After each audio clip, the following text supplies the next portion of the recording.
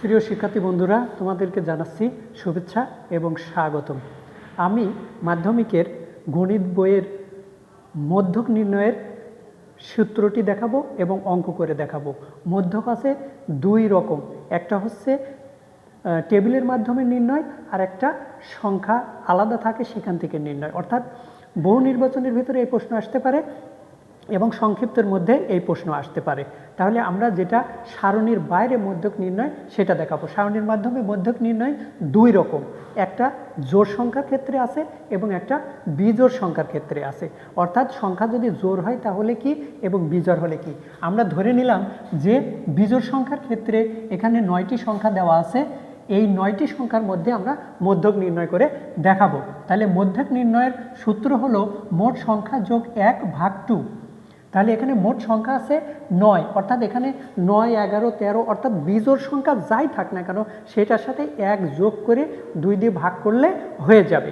অর্থাৎ এখানে সংখ্যা আছে 9টি, 9 যোগ 1 ভাগ 2, তাহলে হচ্ছে 10, 10/2, তাহলে 5তম পদ।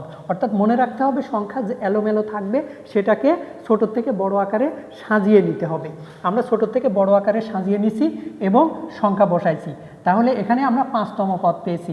সাজানোর পরে আমরা পঞ্চম পদ গুণে যাকে পাবো সেটাই হবে উত্তর, অর্থাৎ 1, 2, 3, 4, 5 অর্থাৎ 10।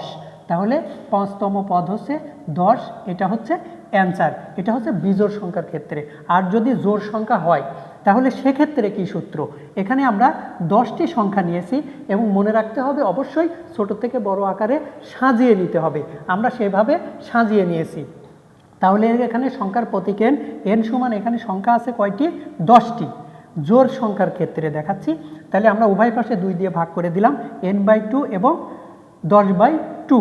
তাহলে এখানে 10 ভাগ করলে 5তম পদ। মনে রাখতে হবে জোড় সংখ্যার ক্ষেত্রে মধ্যকের সূত্র হলো এইখানে ভাগ করে সংখ্যাটাকে ভাগ করে যা বের হবে সেই সংখ্যা এবং তার পরের পদের যোগফল। অর্থাৎ এখানে ভাগ করে 5 বাড়াইছে, যদি 7, 10, 20 যাই বাড়াক না কেন যেটা বাড়াবে সেইটা এবং তার পরের পদের যোগফল ভাগ 2, তাহলে এখানে বের হয়েছে 5। তাহলে আমরা ধরে নিলাম 5 ও 6তম পদের যোগফল, 6তম পদের যোগফল ভাগ 2। তাহলে 5 নম্বর এবং 6 নম্বরে আমরা গুণে দেখে আসি। 1, 2, 3, 4, 5, 6।